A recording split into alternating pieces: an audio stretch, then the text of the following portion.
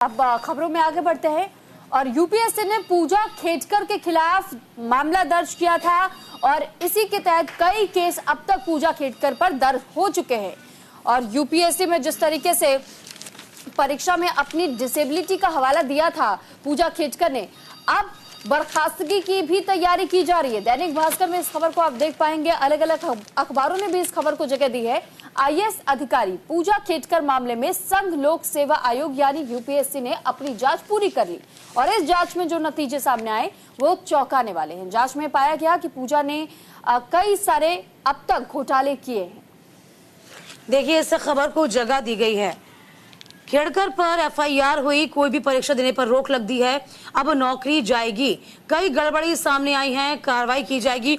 पूजा ने फर्जीवाड़े से कई बार 2 यूपीएस परीक्षा दी। संघ लोक सेवा आयोग ने प्रशिक्षु आईएएस यानी कि जो ट्रेनी आईएएस अधिकारी हैं पूजा खेडकर के खिलाफ एफआईआर दर्ज करी। सिविल सेवा में उनकी उम्मीदवारी को रद्द करने की और आगे की परीक्षाओं में शामिल होने से रोकने के लिए कारण बताओ नोटिस जारी किया गया है। आईएएस के तौर पर उनका चयन रद्द हो सकता है। आयोग ने कहा सिविल सेवा परीक्षा 2022 के लिए चयनित पूजा ने अपना नाम, माता पिता का नाम, फोटो, हस्ताक्षर, ईमेल, फोन नंबर, आईडी, परीक्षा नंबर बदलकर पहचान छिपाई। फर्जी दस्तावेजों से 11 बार यूपीएससी परीक्षा देने की बात भी सामने आई है। तो देखिए कितनी गड़बड़ियां हुई हैं। कम से कम 4 गड़बड़ियां जो अभी दैनिक भास्कर ने छापी हैं वो ये। पूजा के पिता रिटायर्ड आईएएस अधिकारी दिलीप खेडकर की संपत्ति 40 करोड़ रुपए बताई गई, जबकि 14 करोड़ रुपए पूजा ने बताई। पूजा के नाम बदलकर यूपीएससी की परीक्षा दी गई। 2019 और 20 में पूजा दिलीप राव खेडकर रखा गया, 21 में फिर नाम बदला गया। तीसरी जो वजह बताई गई, 40% विकलांगता होने पर ही इस वर्ग में आरक्षण का लाभ मिलता है। पूजा ने 7% ही विकलांगता को बताया।